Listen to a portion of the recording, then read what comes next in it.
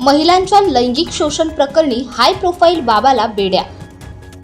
नाशिकमध्ये महिलांचे लैंगिक शोषण केल्याप्रकरणी हाय प्रोफाईल बाबा कॅप्टन अशोक कुमार खरात याला पोलिसांनी अटक केली आहे।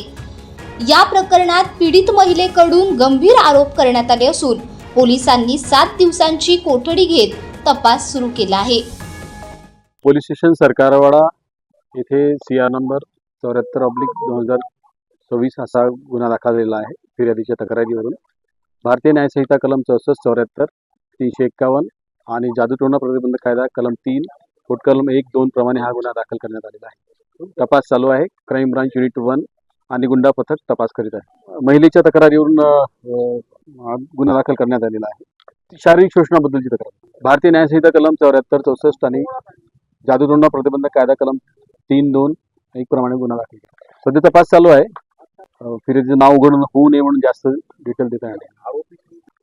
सध्या तरी नाव अशोक खरात म्हणून आलेलं आहे। सध्या एकच तक्रार नाही, अजून काहीच निष्पन्न जस्ट गुन्हा दाखल झालेला आहे। अजून तपास चालू केलेला आहे। महिलेने जी तक्रार दिली त्याच्याप्रमाणे गुन्हा दाखल करण्यात आलेला आहे आणि अजून त्याच्या प्रोफेशन बद्दल अजून तपासात काही निष्पन्न झालेलं नाही। आज नेमका पहिलाच दिवस आहे, तपास सुरू आहे।